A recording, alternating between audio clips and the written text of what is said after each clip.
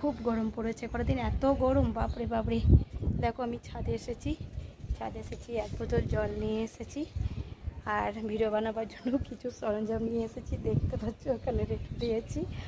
যাই হোক, খুব গরম করছিলো, তার মধ্যে দুটো শর্টস বানালাম। আর দেখো সেইটা বেশ একটু হাওয়া দিচ্ছে তাও এখন। তো আমার মেয়ে একটা খাবার বানিয়েছে, আমাকে ডাকলো যে চলো মা একটা জিনিস বানিয়েছি, তুমি খাবে চলো। তো দেখি গে কী বানিয়েছে, তোমাদেরকেও দেখাই ও কী বানিয়েছে।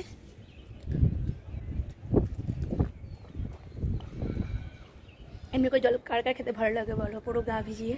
আমার খুব ভালো লাগে, পুরো গাটা ভিজে যায় জল খেতে গিয়ে।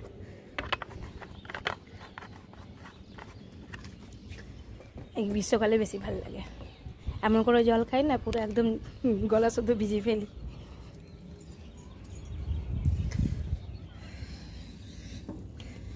আমি এখন এগুলোকে নিই, একে একে তৈরি হই।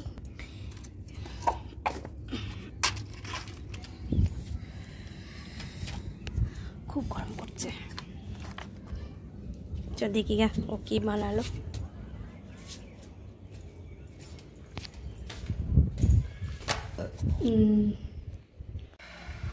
করছিল আর থাকতে পারছিলাম না, এত গরম করছিল যে চানটাই করে নিলাম। অনেকক্ষণ ছাদে উঠেছিলাম, ছাদে হাওয়াটা খুব কম ছিল, নামার সময় দেখলাম বেশ একটু হাওয়াটা দিচ্ছিল। তো যাই হোক নেমে এলাম, চানটা করে নিলাম। এবার আমার মেয়ে কী করেছে সেটা আমি একটু খাবো, দুধ করে তো দেখাই, চলো কী করেছে আমার মেয়ে। এই দেখো, এটা হচ্ছে পাপড়ি চাট, ওইটার পাপড়ি চাট বানিয়েছে। আর ভালো করে তোমাদেরকে দেখতে পাচ্ছ পাপড়ি চাট বানিয়েছে। আর পাপড়ি চাটে যা যা লাগে কিন্তু সব কিছু দিয়েছে, সেও ভাজা, দই, চাটনি। আর পাঁপড়গুলো ঘরে কিন্তু খুব সুন্দর বানায়, যে খেতে ভালোবাসে সে করতেও খুব ভালোবাসে।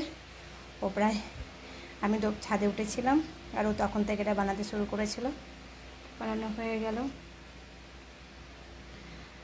তা আমি এখন এটা ছাদে বসে বসে গিয়ে খাবো।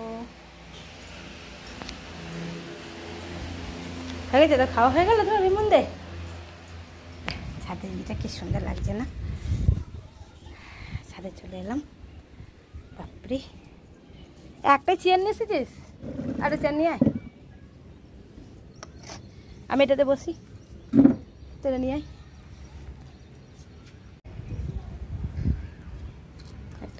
দেখি